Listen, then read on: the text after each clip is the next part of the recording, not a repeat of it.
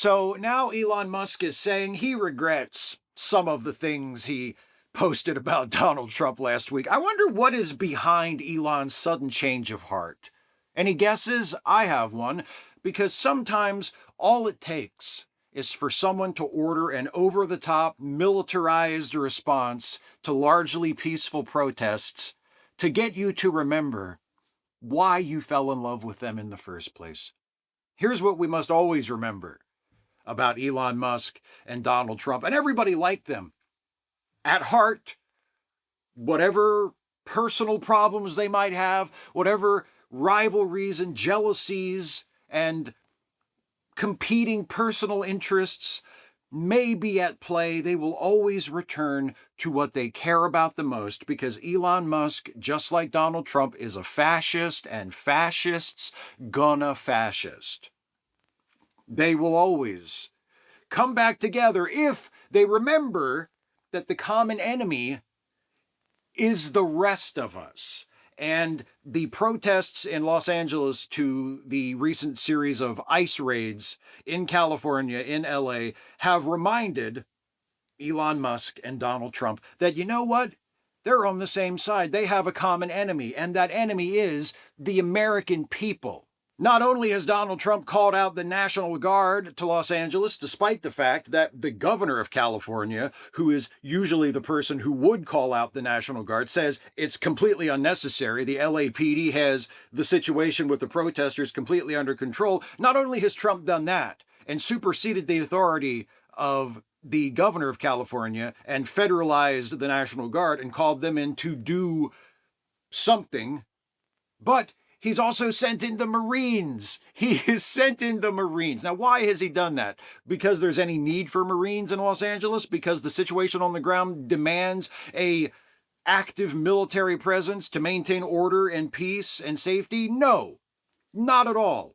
You know how I know that? Because the mayor of Los Angeles and the governor of California told me so. And do you honestly think, political differences aside, differences in political affiliation aside, that if Los Angeles really was the war zone, or the place right on the brink of becoming a war zone that Donald Trump and his enablers are describing it as, if that was really the case, do you honestly believe that the mayor and the governor would not be welcoming any federal help that they could get? The fact that Donald Trump is saying, we're going to send in the National Guard, we're going to send in the Marines, we're going to enforce the peace in the streets of Los Angeles, and the mayor of Los Angeles and the governor of California, as well as a bunch of other public officials from the local level on up to the federal level, on up to the congressional level, have responded to Donald Trump saying that by saying back to him, no, not necessary, in fact,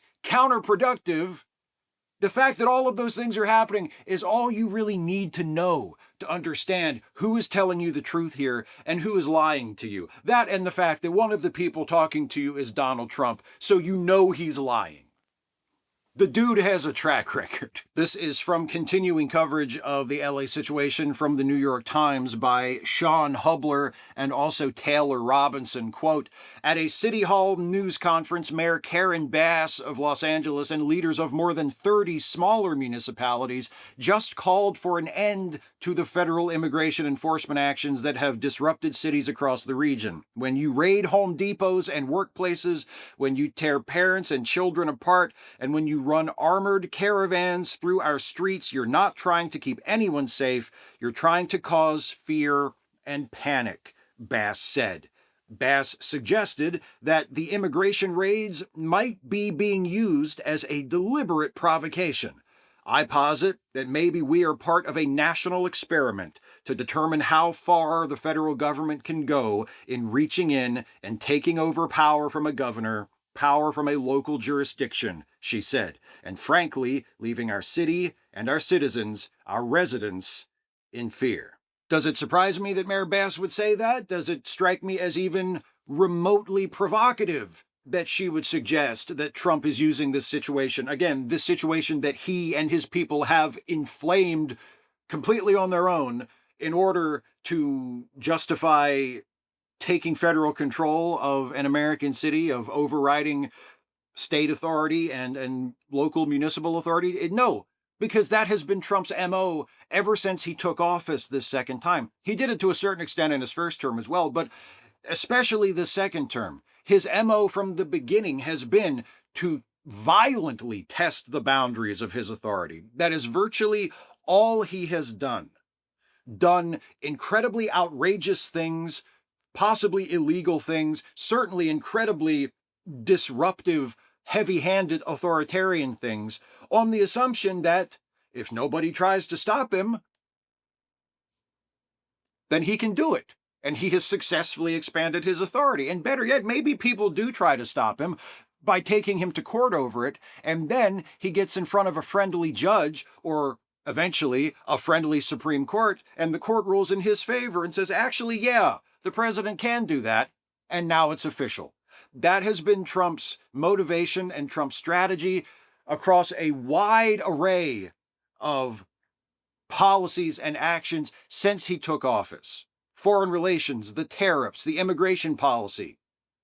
It's been, let me just do what I want to do. I don't care if I'm allowed to do it or not. I'm going to do it. And if nobody tries to stop me, then I can do it. And if somebody does try to stop me and it leads to a conflict in the courts and I win, then guess what? I can still do it. And if the courts rule against him, maybe he just keeps doing it anyway, because seriously, he thinks, who's going to stop him? Who's going to stop him? So no, it's completely reasonable for Mayor Bass to think this. It's totally a Trump thing to do. It may in fact be what he's doing. We've heard since he took office in January this time, he's been looking for a reason to invoke the Insurrection Act. We've heard reports virtually on a weekly, sometimes daily basis since he took office this time. He's considering invoking the Insurrection Act. He's been speaking with his closest advisors about invoking the Insurrection Act to justify doing whatever he feels like doing to remove undocumented immigrants from the country without due process, to ship them off to God knows where as quickly as possible. That's why he continually refers to this as an invasion. That's why he's spoken about Los Angeles as a great American city that's been invaded, that's been taken over by illegals who have swarmed into the streets and just completely occupied the city. He's using this language of occupation, of war, of invasion, because then that's part of public record. And if he needs to, he can go to court when he invokes the Insurrection Act and say, hey, this is exactly what this was written for. This law was designed for situations exactly like this. America is a nation under siege. We're a nation under attack. We're being invaded by undocumented immigrants, and it's not my fault. It was Joe Biden that was responsible for it, not me. I'm just trying to clean up the mess, and you, as the courts, need to allow me to clean up this mess and protect the American people. Look what's happening in Los Angeles. Never mind that what's happening in Los Angeles is his fault. It's not how he's going to tell the story, and depending on who he tells the story to, who's sitting on the bench, they might be receptive to the Trump version of the story. It has not happened nearly as often as Trump would have liked it to, but it has happened more often than it should have, where a judge has said, yeah, you know what, he's right. The president should be allowed to do whatever fucking insane thing that Trump wanted to do. As protests continue in LA, as Trump's response to protests against ICE raids in LA continues, ICE raids, by the way, that, as was alluded to in that quote I just read from the mayor of Los Angeles, Mayor Bass, have left people, whether they themselves are undocumented immigrants or not.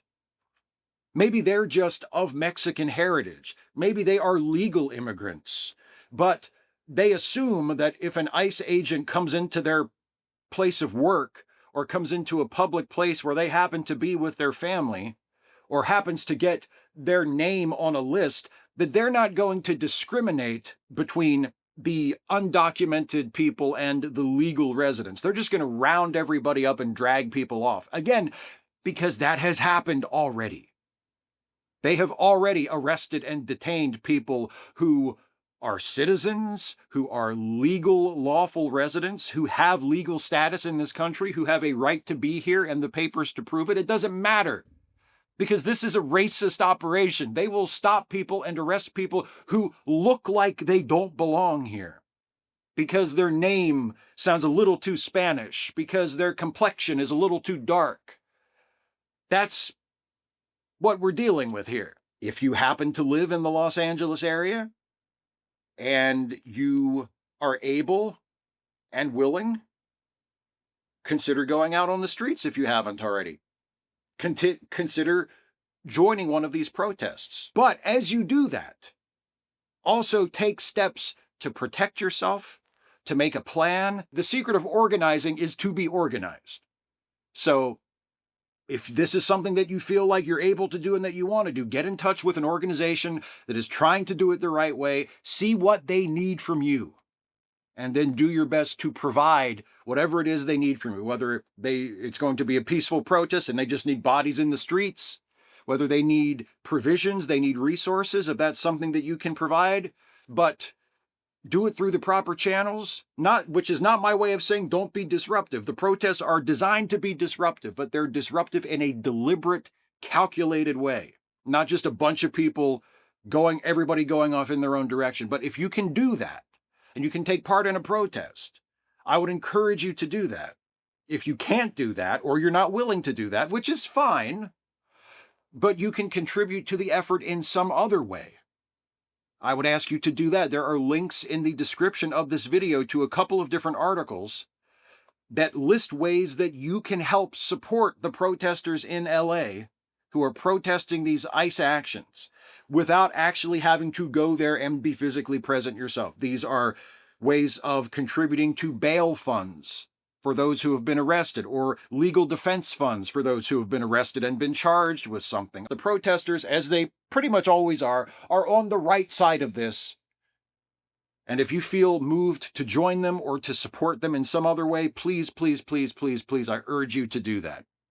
Now, here's the other thing that all of us, or probably not all of us, but most of us who are American citizens seeing this can do. But we can't do it right now. And that's vote. I can hear my friends on the far left shouting in frustration already. All you ever do is tell us to vote. No, do more than vote. Voting by itself is not enough. But here's the thing about voting. For most of us, not all of us, but for most of us, here's the thing about voting. It's fucking easy. Now, it's not as easy as it should be for a lot of us.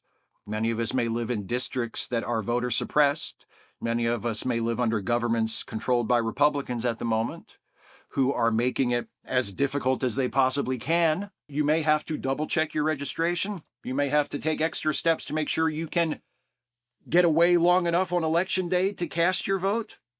But next year, 2026, congressional midterms, every single member of the United States Congress will be up for re-election. Roughly 1/3 of the members of the United States Senate will be up for re-election. A whole bunch of your state and local representatives and government officials will be up for re-election. And here's what I want you to do. I want you to remember how you feel right now.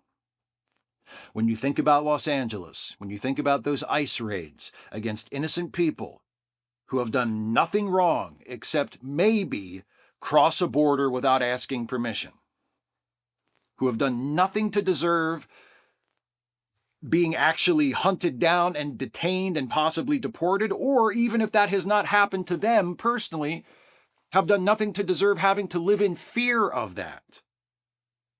And then I want you to think about how you feel about President Donald Trump, fascist in chief, sending out the National Guard without consulting the governor of the state. In fact, in direct defiance of what the governor of the state says is necessary. And then also not only sending out the National Guard, but sending in active duty military to respond to protesters in the United States, deploying the active duty military against Americans in America. I want you to think about that. Think about how you feel about that right now. I hope it makes you angry. It makes me angry. And I want you to hold on to that anger. Do all the other stuff that I've been suggesting as far as the protest. If there's something you can do immediately right now to help, do it. But remember how you feel about it right now, regardless of what else you do in the coming hours and days and weeks. Hold tight to your anger, to quote Bruce Springsteen. Hold tight to your anger. And when Election Day comes around, and there are 2 election days next year because you're going to vote in the primary and then you're going to vote in the general election in November. So remember when your state's primary is. Find out. We have the internet. It's easy. Find out when your state's primary election is. Vote in that election. And then vote in the general election. And as you vote and as you decide who you're going to vote for, remember how you feel about this right now. Remember what Trump and the Republicans and ICE and all of these people are doing. Remember what they're doing right now today. Whenever your primary election is, and then general election in the fall of 2026. Remember and vote accordingly. I cannot stress this enough. Voting all by itself is not sufficient. Voting all by itself is not going to fix this, is not going to save us from this. But it will necessarily be a part of it. If we take to the streets and protest, that's wonderful. That's great. That's heroic. That's brave. My heart and my full support goes with all of those protesters. But that by itself is not going to bring about the change that we need. There will eventually have to be a political and electoral component of this. If we step back and become apathetic or become disillusioned or convince ourselves of really the thing that people like Donald Trump want us to be convinced of more than anything, which is that our voice and our vote and our participation don't matter, that it doesn't make a difference what we do. We've seen what happens when we allow ourselves to believe that. We're living in it right now. If we're not in charge, they're going to be in charge.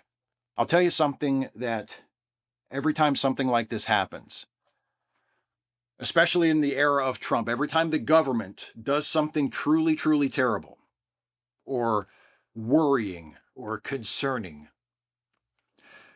there are always some people, some well-meaning, good-hearted people, a bit naive, who say, this isn't who we are. These ICE raids, deploying the military against American citizens who are just exercising their constitutional rights, the overwhelming majority of whom, even according to the LAPD, have been peaceful. Whenever something like this happens, oh, this is terrible. This isn't who we are. President Biden said that all the time. And I hated it every time he said it. And I voted for him. And if he had not dropped out of the presidential race last year, I would have voted for him again. And I voted for Kamala Harris. And I'm proud that I did. And I'm never going to regret that. But Joe Biden, and Harris as well, she would say things like this too, whenever something like this would happen. Or whenever Trump would say something, alluding to something like this. Oh, this isn't who we are. And the problem I have with people like Joe Biden and Kamala Harris and whoever else saying that is that it's not true. This is exactly who we are. This is who we have been for a very, very long time. We started a civil war in this country about 150 years ago because some of us just flat out refused to stop insisting that we have the right to own other people. Even before that, we are all living on land that was claimed illegally, immorally, by force from indigenous people who were here already. During World War II, as we were fighting against a fascist, genocidal regime in Europe, we were arresting and detaining by the thousands people in this country, citizens in many cases, legal residents in almost all cases, and we detained them by the thousands in camps for years for no reason other than we were a little uncomfortable with their ethnicity. And all throughout most of the 20th century, Jim Crow laws, segregation, lynchings that in many cases went completely unpunished. Members of the Ku Klux Klan, a racist terrorist organization, getting themselves elected to local and state offices. In many cases, being open members of that organization. This is who we are. This is who we are.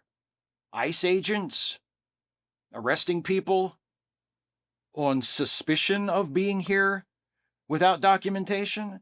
ICE agents raiding people's workplaces, creating a scenario where people are afraid to leave their homes? In the United States of America? Because they're afraid they might be arrested and detained for no reason other than they look like they're the kind of person that these ICE agents are after? In the United States of America? Yes. This is who we are. What's happening in Los Angeles right now? This is who we are. But it doesn't have to be. We can choose to be something else. We can choose to be something better. We can choose to actually be lawful instead of just pretending we are. We can choose to actually respect the rights of other human beings instead of just pretending that we do. We can choose to truly value freedom and individual liberty and the dignity of every human being instead of just saying that we do to make ourselves feel better. And here's the thing, that kind of change does not happen all by itself, and it does not happen all at once. It won't happen as the result of a single protest or even a single wave of protests. It won't happen as the result of a single election, or even 2 elections, or 3 elections, or 4 elections. It will take a long, long time and a lot of very difficult work. And even if we get to a point where we have achieved a lot of the kinds of changes that we want to see, those changes will always have to be defended and maintained and built upon, because there's no such thing as an ideal society. Once we get some progress from where we are now, then the mission becomes getting progress from that point, and then getting progress from the next point and the next point. We have to continue to improve ourselves and improve our country, and that process will never be complete, but we have to do it. We have to keep doing it if we care about this. If we care about this community, this country, if we care about ourselves, if we care about each other, there's no choice. We have no choice but to do it. And we have to do it. Nobody else is going to do it for us. We have to pull this country in the right direction, and we have to pull harder than all of those people on the other end of the rope who are pulling real fucking hard to drag us in the wrong direction. So check out the links in the video description. If you can go to a protest in a safe, organized way, please consider doing so. If not, please consider supporting the organizations that are providing support to the protesters in the many different ways in which they are doing that. Today, tomorrow, the next day, next year, primary election, general election, all the days in between. Get pulling.